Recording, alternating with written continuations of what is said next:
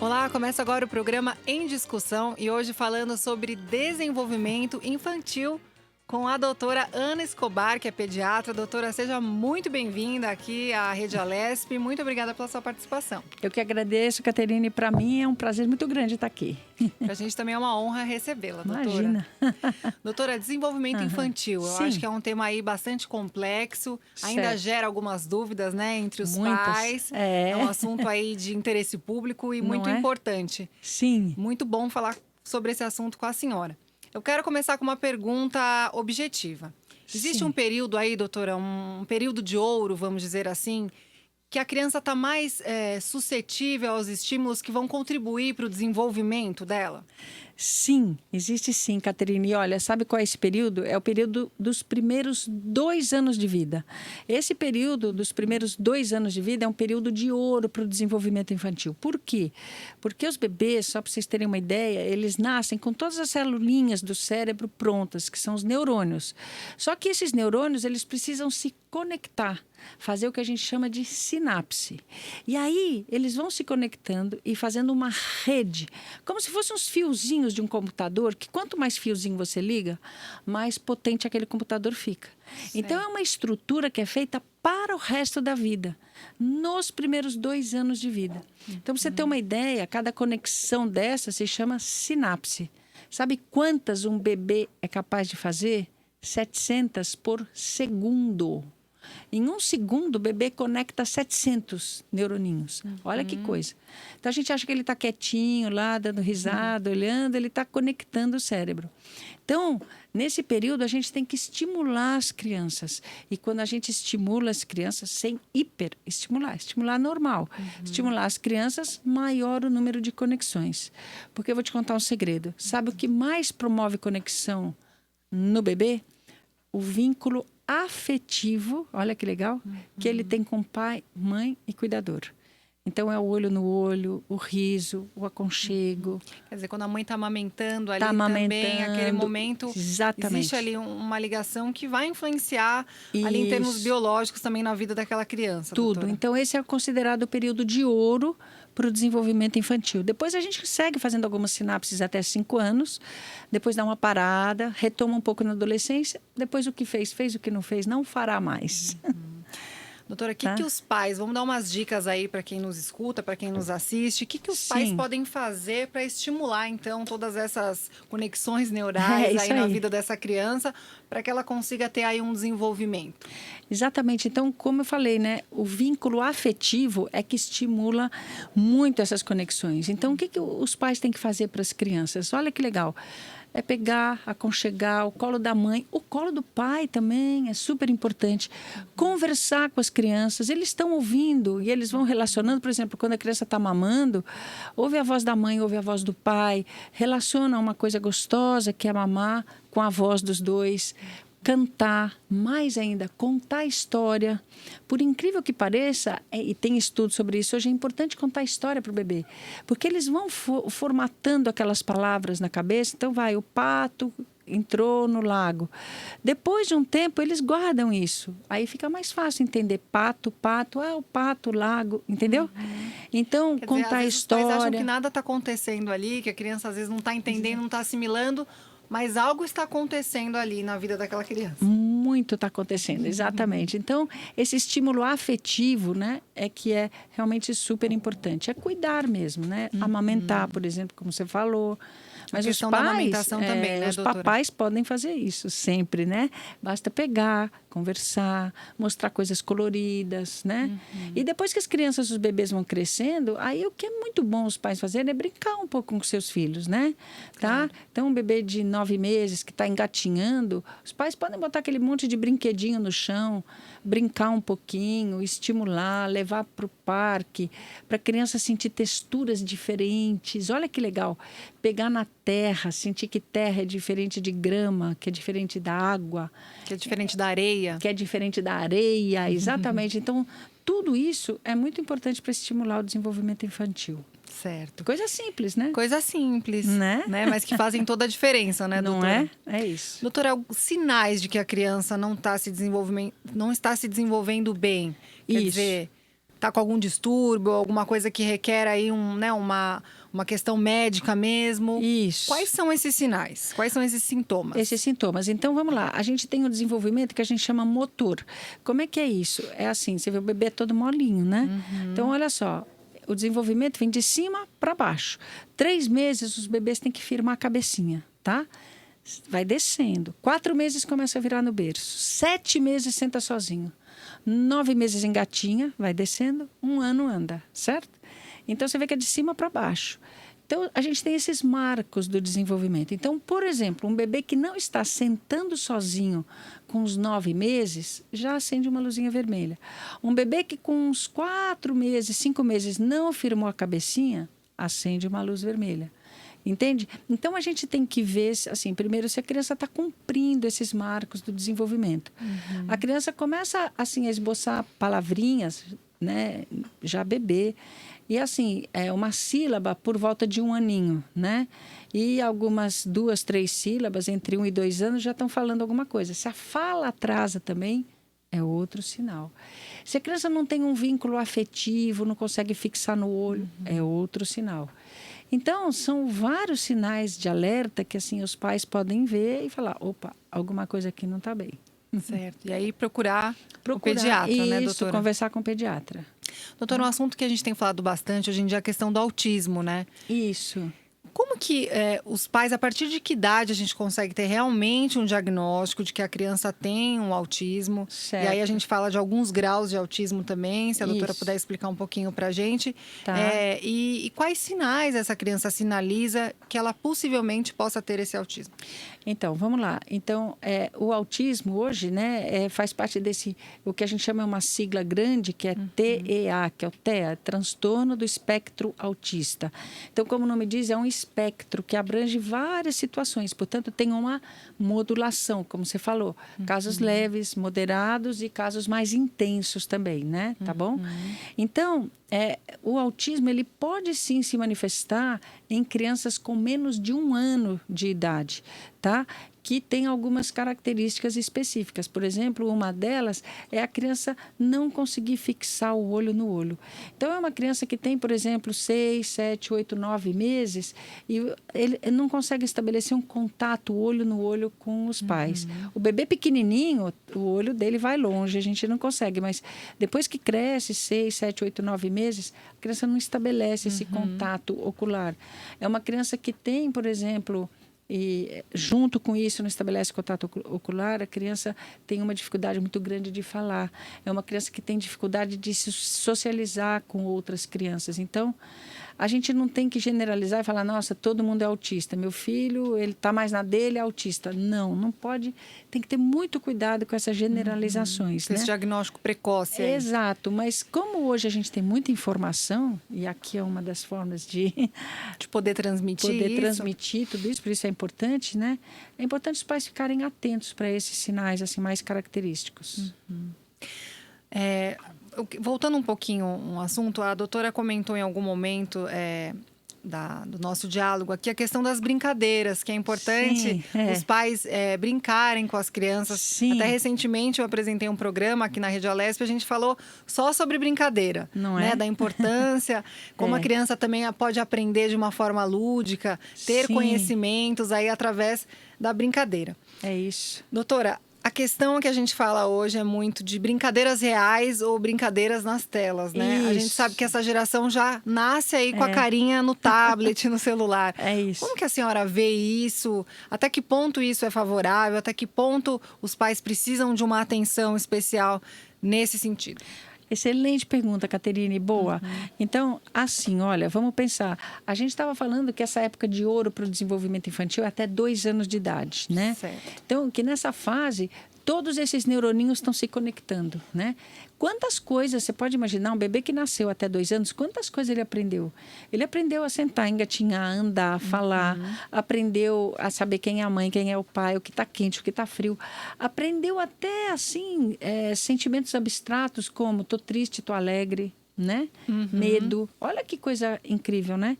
Então, é um aprendizado muito intenso. E o que faz essa criança aprender realmente é a vida. É isso, é olhar o pai, sentir que o pai está triste, a mãe está triste, aquele olho, né? Então, a criança aprende com os sentidos, aprende olhando, aprende com o tato, como a gente estava falando, as texturas diferentes, né? Então, a criança está brincando na terra, está brincando na água, está brincando na areia, aprende com isso. Aprende a adquirir habilidades físicas, por exemplo, está subindo numa árvore, né? Ou está subindo numa escada, enfim. Ela está brincando, está jogando, está chutando uma bola, né? Imagina, ela está olhando a bola, vai lá com o pé, chuta. Olha quanto de coordenação. Uma coisa que a gente faz sem saber. Quanto de coordenação que tem que ter. Correr, botar o pé para trás, dar um chute na bola, olhar onde está a bola, seguir a bola com o olho, não é verdade? Então, isso tudo ajuda muito. Completamente diferente, por exemplo, de um brinquedo eletrônico. O que o brinquedo eletrônico, aquela tela faz? Fica uma tela na frente da criança. Olha só, ela não tem o olho para ir e voltar, não precisa dessa acuidade visual, que foca a bola lá na frente, a bola aqui não, está tudo aqui. Né? Ela não tem textura, não tem quente e frio, não tem áspero, não tem úmido, não tem molhado, não tem seco, não tem nada, entendeu? Ela fica parada. Qual a habilidade física que ela vai adquirir sentada no sofá vendo uma tela? Então, você entende que até 2 anos de idade, né, a criança precisa aprender muita coisa. E as telas, na verdade, elas não dão ensinamento nenhum para a criança, nesse sentido. Por isso é que a Organização Mundial de Saúde contraindica telas para as crianças até 1 ano e a Sociedade Brasileira de Pediatria contraindica a tela até 2 anos de idade. Então, até 2 anos de idade, segundo a Sociedade Brasileira de Pediatria, que é esse período de ouro do desenvolvimento, as crianças não devem ser expostas à tela. Tá? Depois de 2 anos, de 2 a 5, a tela faz parte da vida. Não tem como viver num mundo, uma redoma sem tela. Não tem. Mas aí, então, a gente tem que ensinar as crianças a usar essa tela. Então, até de 2 a 5, 1 hora por dia. Isso que eu ia perguntar. Tem alguma recomendação de tempo? Com que frequência essa criança pode estar aí conectada, Isso, doutora? então é 1 hora por dia no máximo. Tá. De preferência, Caterine, assim, não fica a hora inteira. Fica 20 minutos, para um pouquinho. Por quê? Porque as telas, a gente sabe isso também, está aumentando muito a quantidade de criança com miopia. Então, tá disparada a quantidade de miopia no mundo. Por quê? Porque o olho fica assim. Ele fica numa posição só. Entendeu? Imagina, se eu jogo uma coisa para você agora, você tem que focar, desfocar. Não é assim? Imagina você ficar um tempão assim. Então, tem que ser 20 minutos, para um pouquinho, depois mais 20, para um pouquinho. Total, 1 hora por dia, tá bom? Certo. E crianças com mais de 5 anos, aí 2 horas por dia. Aí aumenta um pouquinho, aí a Aumenta um dose. pouquinho. De preferência também com intervalos, tá bom? Tá. Então, o grande desafio hoje é ensinar as crianças a usarem essas telas. Mais que isso, ensinar os pais das crianças a ensinarem seus filhos a usar a tela. Por isso, eu estou escrevendo um livro sobre isso. Muito bom, muito bom. Vai Deve voltar ficar depois aqui pronto. para contar para a Vou gente, contar doutora. depois, Eu acho que é importante até também os pais estarem muito atentos ao tipo de conteúdo, né, doutora, que as crianças Exato, acessam. Exato. Porque tem muita coisa boa, mas também tem muita coisa complicada, Muita né, coisa doutora? complicada, Caterina. Então, vou dar uma dica já para os pais, né? Bem legal, assim, se seu filho está com o celular, seu filho, assim, de 10 anos, nessa fase, né? De qualquer idade, pequeno, até 10 anos, tudo. Na sala, ambientes coletivos, sem fone de ouvido. Por quê? Porque os pais têm que pai estar tá ouvindo tudo que está acontecendo. Se tem uma voz estranha falando com eles, quer dizer, os pais têm que estar muito atentos, né? Porque a internet tem tudo, tem tudo. Né? Então, tem que ensinar. Eu fiz recentemente, como eu comentei, né, uma entrevista Sim. sobre essa questão das brincadeiras e um aspecto que a gente levantou, a questão também do desenvolvimento emocional da criança, porque Sim. hoje a gente aperta um botão, Pois é. a coisa acontece. Os brinquedos isso. também faz tudo. O Isso. brinquedo fala, o brinquedo dança. Quer dizer, como que a criança vai aprender a lidar com as frustrações naturais da vida, né? Se tudo Isso. parece tão simples, é apertar um botãozinho e não esperar a coisa acontecer. Quer dizer, a coisa já acontece. Exatamente. Então, eu acho que tudo isso também precisa, né, doutora? Quando a gente pensa no emocional também, que é um aspecto tão Isso. importante, né, no desenvolvimento isso. infantil. É Deixar a criança também entender que existe ali um tempo para as coisas. Exato.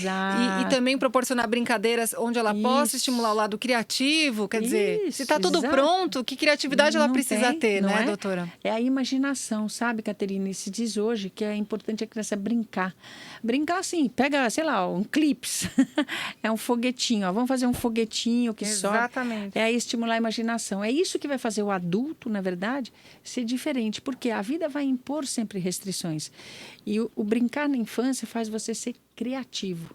Quem é criativo consegue arrumar soluções criativas para os problemas e restrições que a vida invariavelmente vai impor. Então, brincar é realmente super importante para estimular. Faz bem para a saúde, né, Faz bem para a saúde, né? E os jogos esportivos, né? Olha que legal. Faz a gente aprender a ganhar, faz a gente aprender a perder. A frustração que você colocou. Faz a gente ter estratégia, faz a gente ter aí concentração. São muitas coisas, né, doutora, que a gente pode a gente colocar. Tem que ficar muito atento no mundo de hoje, né, para não deixar os eletrônicos dominarem. A gente que tem que dominar. Exatamente, doutora. Doutora, alimentação. O que a gente pode falar um pouquinho sobre isso? Eu acho que é importante. A gente, hoje em dia, a gente está vivendo essa onda fitness, né? Onde todo mundo quer falar dos produtos naturais, que pratica esportes, que vai na academia, mas as crianças também... que são os futuros adultos aí. Não é? Quer dizer, tudo que ela aprende na infância acaba refletindo ali na vida adulta, né? Os hábitos ali infantis. Isso. Quer dizer, é importante que os pais selecionem os alimentos, ensinem os filhos a escolherem ali as opções. O que a gente pode esmiuçar nesse tema? É isso mesmo. É essencial os pais orientarem a alimentação dos filhos, né? Para isso, tem que ter um passo anterior, o que é os pais saberem comer também. Porque não adianta nada o pai falar, come verdura, come fruta, e ele não come verdura, não come fruta. Ele não dá o exemplo, né? E a casa é lotada de chocolate e bala doce. Não é verdade? Então, eu sempre falo para os pais, quem é que vai no supermercado? A criança ou os pais? Os pais é que vão. Então, realmente, os pais têm que ter essa cabeça voltada para uma alimentação saudável. Como a alimentação saudável faz parte e deve ser prioritária para a gente ter uma infância saudável. A alimentação hoje é tudo. Então, assim, não significa que nunca vai comer um chocolate, nunca vai comer um bolo. Não, vai.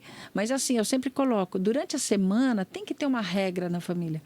Sei lá, não tem porcaria, não tem guloseima, não tem doce, uma fruta por dia, leite tem que comer, pelo menos uma verdurinha no prato, né? Então, quando os pais têm essa consciência, os filhos acabam absorvendo esse comportamento. Claro que isso dá trabalho, né, doutora? Dá trabalho. E no mundo hoje, os pais às vezes não querem saber de trabalho, então vai mais fácil lá qualquer coisa, um macarrão com salsicha e resolveu. Não é bem assim. O ideal é também estimular a criança a participar desse preparo também, né, doutora? Isso, não pode exatamente. ser uma coisa aí diferente também? Deve, olha, é uma boa ideia. Sempre eu falo, as crianças irem no supermercado, escolhe uma verdura, escolhe uma coisa, vamos preparar junto, vai em casa. A criança ajuda a preparar. Quando ela participa, ela começa a gostar mais também de tudo. E selecionar mais também. Selecionar, aprender a escolher, aprender a fazer, é super importante. Doutora, uma outra entrevista que eu fiz hoje, eu queria puxar um gancho do que a gente conversou hoje. Essa questão das mães que, além de mamães, têm aí uma carreira profissional, né, estão no mundo corporativo. Quer dizer, conciliar, equilibrar todas essas vertentes aí da vida não é uma missão muito fácil, né? Não. Mas muitas mães optam por continuar trabalhando, apesar dos filhos. Sim. E a gente colocou algumas questões, alguns desafios que surgem aí nesse período, como, por exemplo, com quem que meu filho vai ficar, né? De repente, coloco numa creche, contrato um cuidador. Certo. O que a senhora pode falar um pouquinho sobre esse assunto, que eu acho que a gente precisa de dicas nesse sentido. Boa, vamos lá. Então, olha, em primeiro lugar, as mamães que trabalham não fiquem culpadas de jeito nenhum. Essa questão da culpa a gente falou muito, doutora. É isso aí. Dá uma pauta toda. É isso assunto. aí.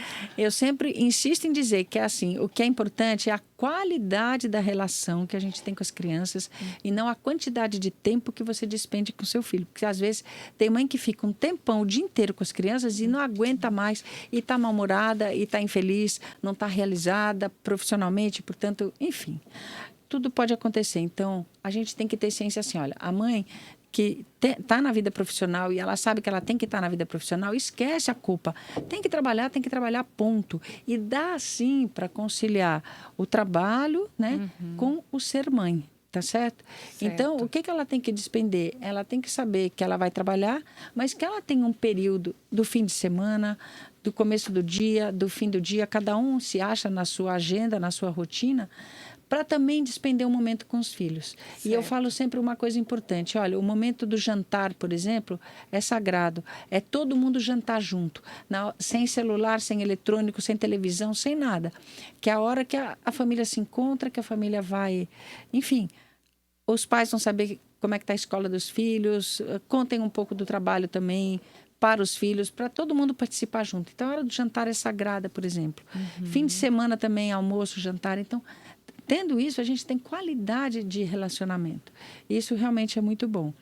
E se as mães deixam com creche ou cuidador, aí vai de cada realidade, de cada família, o que for mais fácil, tá? Então, se, por exemplo, tem uma família que tem um cuidador, que está na família há não sei quantos anos, que conhece todo mundo, que é de total confiança e que estimula a criança, por que não? Agora, não tenho esse cuidador, mas tem uma creche ótima pertinho da minha casa, uma escolinha perto de casa, por que não? Cada um, então, se acha realmente nessa rotina. O que é importante disso? Ter um tempo da família, que pode ser na hora do jantar e nos finais de semana. Pronto. Simples assim. Então, fica as dicas aí da doutora Ana Escobar. Doutora, eu quero aproveitar também e mostrar o livro da doutora. Isso aí, ó. Esse aqui... Boas-vindas, Bebê 1. Boas-vindas, Bebê 1, que é do nascimento aos 3 meses de idade, Isso. né, doutora? É. E temos esse outro livro aqui, muito lindo. Boas-vindas, Bebê 2. Que é dos 3 meses aos 2 anos de idade. Isso. Que é um manual, né, doutora? Eu queria que a senhora comentasse um pouquinho sobre o tipo de conteúdo que quem adquirir esses livros maravilhosos vão ter acesso aí. Conta pra gente um pouquinho. É isso aí, olha. Então, eu tô há 35 anos no consultório. Então, dá para pouco, né, doutora? Dá para ter um pouquinho de experiência sobre quais são as principais dúvidas dos pais, pai, mãe e cuidadores também, em relação aos seus filhos, em relação às crianças, né? Então, com base nessas dúvidas, eu fiz esses livros para os pais, cuidadores, assim, para deixá-los mais tranquilos, esclarecendo, por exemplo, olha, que eu faço com a cólica do bebê, né? Será que eu posso... Dúvidas do dia a dia, né, doutora? Dia a dia. O que parecem simples, mas que... que às vezes... Por exemplo, outro dia uma pessoa falou, olha, eu não sabia como dar banho no bebê. Aí tá aí como que deve dar o banhinho no bebê, como é que deve ser o quarto do bebê. Sabe, dúvidas assim simples, mas que às vezes são importantes a gente responder. Por exemplo, quais são os sinais de alerta na febre do bebê, né? Então, o meu filho não come, o que eu tenho que fazer? Quais são as dicas para amamentar? Quando que eu devo introduzir alimentação para o meu filho? Da primeira fruta, da primeira sopa? Enfim, então tem todas as dúvidas todas essas dicas, né, doutora? É isso aí. Doutora, eu quero falar de um outro assunto também que eu acho que tem gerado bastante polêmica hoje em dia, a questão de vacina. Sim, né? A gente sabe que tem muitos movimentos aí surgindo, movimentos mundiais, não é só no Brasil, de pessoas contra aí a vacina, não levando os seus filhos para se vacinar. Certo. Quer dizer, doenças que já tinham aí praticamente sido erradicadas surgindo novamente a partir disso. Fala um pouquinho pra gente, doutora. É importante vacinar os filhos? Conta pra gente aí tudo. Vamos lá. Pessoal, dica importantíssima, é fundamental vacinar as crianças, tá? Então, a gente tem um Programa Nacional de Imunização no Brasil. É um motivo de orgulho pra gente. Um dos melhores do mundo. Dos melhores inclusive do mundo. Referência para outros países, né, doutora? Exatamente. É um programa espetacular. Então, todas as pessoas têm acesso a todas as vacinas disponibilizadas no Programa Nacional de Imunização nos postos de saúde, não tem motivo para não vacinar, tá bom? Então, vamos lá. Essas vacinas que estão disponíveis para as crianças, elas passaram por 500 testes, 500 estudos, 599 milhões de pesquisas, tá bom? Então, essas vacinas, elas são seguríssimas para as crianças, tá? Tem alguns efeitos colaterais? Claro que tem, como Tudo tem. Então, mas quais são esses efeitos colaterais? Justificam não dar a vacina? De jeito nenhum. É uma febrinha, é uma dor no local da aplicação, né? Esses são os grandes Quer dizer, não tem efeitos nenhum colaterais. risco, Não tem efetivamente, risco. que Não. faria um pai não levar o seu filho para se vacinar. Exatamente. Houve muita notícia falsa sobre Fake news. fake news, falando que dá autismo, dá isso, daquilo. Não dá nada, nada, nada. As vacinas são seguras, gente. E elas evitam doenças que realmente são fatais. O sarampo é uma doença grave que pode sim ser fatal, né? Então, a gente tem que realmente seguir direitinho toda a orientação do Programa Nacional de Imunização e vacinar todas as crianças e adolescentes e adultos e idosos de acordo com as orientações, em todas as idades, tá? Crianças e idosos presentes aí, né, doutora? Presentes aí na vacina. Doutora, falando um pouquinho de acidentes na infância, Sim. a gente sabe que criança cai Sim. muito, né? Pro desespero Né? dos pais, dos É isso. cuidadores, de quem tá em volta, né, doutora? Eu Né? tenho sobrinhos pequenos e já Sim. passei bastante apuro aí nesse sentido. Né? O que a gente podia falar um pouquinho sobre os acidentes mais comuns e primeiros socorros? O que os pais têm que fazer nesse momento? Como acolher a criança? O que fazer? É isso Conta aí. pra gente. É um mundo, né? É um mundo. É um pouco É isso aí. complexa a pergunta, né, doutora? Mas eu vi que tá aqui no livro, Tá então no vamos livro, vamos falar. lá que eu vou falar, vou explicar rapidinho. Você certo. quer ver? Olha que simples. Vamos pegar 2 acidentes comuns. Um corte que está sangrando, tá bom? O que eu faço, o que eu não faço? O que eu faço? Exatamente, tá? O que eu faço? Se está sangrando sem parar, pega uma toalha, um pano limpo, estanca o sangue pá, e fica assim segurando e vai para o pronto-socorro. Porque às vezes pode ser que tenha pego um vasinho grande, tem que dar um ponto, tá bom? Certo. Então é isso. Pega, puf, e vai. Então tá sangrando um pouco, mas não tá sangrando demais, mas ralou tudo. Qual que é o melhor desinfetante que tem? Água e sabão, tá bom? Então, lava bem com água e sabão, isso é super importante. A criança pode gritar um pouquinho, porque arde no começo, mas o que a gente diz, o que arde cura, tudo bem. Quando casar, sara. Sara. Então, fez uma lesão, assim, escarificou, fez uma lesão mais intensa, água e sabão. Sangrando demais, estanca com a toalha, tá? E outra, caiu, bateu a cabeça. Esse é o grande drama dos pais, né? Caiu, bateu a cabeça, a gente tem alguns sinais de alerta, tá bom? Então, primeiro sinal de alerta é se a criança fica sonolenta fora de hora de dormir, tá? Então, por exemplo, caiu 3 horas da tarde, está caindo de sono, não é hora dela dormir, tá bom? Esse é um sinal de alerta, tá? E outro sinal de alerta é se a criança caiu, bateu a cabeça e começa a vomitar depois. Fica meio zonza, tonta e vomita. Esse é um sinal de alerta também importante. Nessas situações, vai para o pronto-socorro, não espera. Depois que a criança bate a cabeça, quanto tempo que a gente tem que observar a criança? Até 48 horas, olha só. Quaisquer um desses sinais, até 48 horas depois de uma batida, é considerado um sinal de alerta, tem que ir para o pronto-socorro, tá bom? Tá. Então, esses são duas situações de acidente. 2 exemplos clássicos aí, Isso. né? E a última coisa que também é importante saber, sei lá, a criança caiu da bicicleta, bateu a cabeça e está desacordada. Não mexe na criança, não tenta virar, não mexe, nem na criança, nem no adulto, tá bom? Chama o socorro, tá? Chama o SAMU ou bombeiros, 192 ou 193. Não fica tentando acordar. É, porque se a criança teve uma lesão na coluna cervical, piorar a situação. você pode piorar a situação. Então, esses são os acidentes assim que a gente Muito tem que prestar esclarecedor, atenção, doutora. Tá bom? Doutora, uma perguntinha clássica. Chupeta. Posso dar Boa. chupeta pro nenê?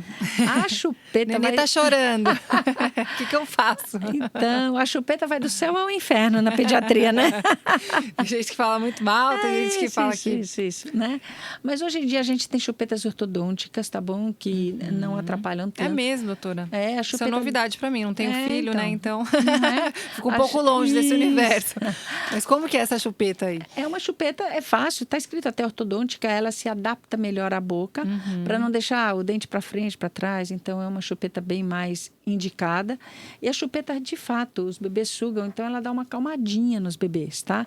Então, hoje, a tendência da pediatria é liberar o uso da chupeta, desde que, claro, não atrapalhe muito a amamentação. Então, a gente tem que cuidar nessa fase do leite de peito para não ficar dando a chupeta e atrapalhar a amamentação. Não atrapalhando a amamentação, a chupetinha lá tá tudo bem. Doutora, bom? eu ficaria aqui, olha, mais 2 horas ouvindo a senhora. É muito bom, Tá muito vendo? gostoso conversar com a senhora. Eu que adorei, A Caterine, senhora tá fala vendo? de um jeito muito claro. É assim, é admirável o seu trabalho, Imagina doutora. que é isso. Estamos aqui, Eu quero agradecer muito a sua participação aqui na Rede Alesp E eu vou hoje. dizer que é facílimo conversar com você. Ai, que bom, doutora. Tá vendo?